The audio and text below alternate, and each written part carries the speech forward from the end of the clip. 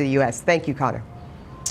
A little bit more on that as Prime Minister Netanyahu is also in town for the AIPAC conference. Let's bring in national security expert Dr. Alan Mendoza, who was just at AIPAC speaking there. We just heard from Connor about really sort of this cloud over Prime Minister Netanyahu back in Israel. Does that play in a way here in the United States, or it kind of doesn't matter? Well, I think obviously the media have made a lot about it. It's important to note the Prime Minister hasn't been charged officially with anything just yet. Also, it's also important to note that he has never actually been charged with these issues before in the past. So you've had a case where a person has been under investigation many, many times. He's not actually ended up with a charge. Prime Minister Netanyahu is popular with certain parts of the AIPAC group, but it is not a coalition, say, behind fully supportive of Prime Minister Netanyahu. They support American Israel public affairs, as they would say. Does this weaken him at all in dealing not only with AIPAC, but also with President Trump?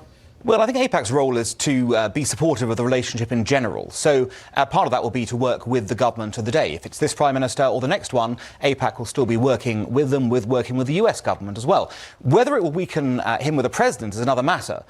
You've got, of course, a president here who's under the odd investigation as well. The two of them might find it actually a bonding experience to trading notes on this. And both of them have gone, this is all tittle-tattle, there's nothing to see here. Well, you actually make a very interesting point, because a number of the tactics in terms of dealing with the investigation and dealing with the media that President Trump used and uses are exactly the same playbook that Prime Minister Netanyahu has been playing out of. One thing they're going to talk about is North Korea.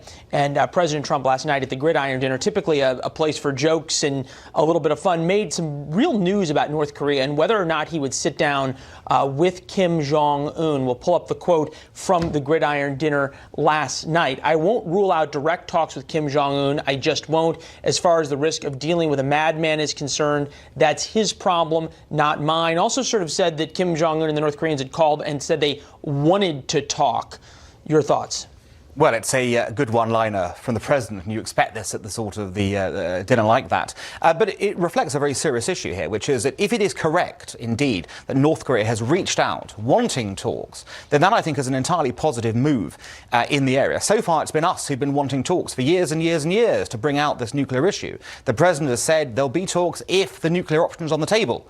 If North Korea is actually saying right now that... Is there any reason to take North Korea, even if they do say that, even if they say we'll denuclearize, any reason to take them at their word? Because so many times they've made deals and then broken them, and we're still out billions of dollars. Well, that is absolutely correct. And the danger with North Korea always is that this is a regime that will say anything to relieve sanctions. I think there's no coincidence that you've just announced a second raft of sanctions on the country, and they've responded with saying, let's talk. Now, the test is to not lift anything until they deliver something. And that's what the president's been quite clear about. He has said there will not be any relief unless you have nuclear options on the table and there's a denuclearization process. Have the North Koreans ever given anything up? Have no. They ever? No, they've no, never. They haven't. They've gotten a whole lot of cookies, though, from U.S. administrations, whether it be the Clinton administration, the Bush administration, or the Obama administration.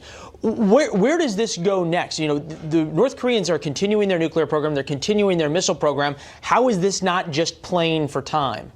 Well, it's playing for time in the sense that obviously they want the issue to recede off the table, but they want something, and what they want is the the sanctions issue revoked. It's clear they're worried about sanctions. It's clear they're worried about the economic impact that will have. They may also be worried by the next stage, the purported next stage, which could be a military strike. It's been quite clear nothing is off the table. They may be concerned about where that leads. So for them, they want to alleviate this prospect. Well, and conceivably the thumb screws are continuing to tighten on them, and we're seeing now the possibility of sanctions against specific ships, boarding certain ships, searching certain ships that are trying to evade sanctions and help the North Korean government. Great to see you, Doc. Thank you, sir. Pleasure being here. Pleasure. Ebony? A special counsel Robert Mueller's team expands its investigation into the Russian meddling of the 2016 election.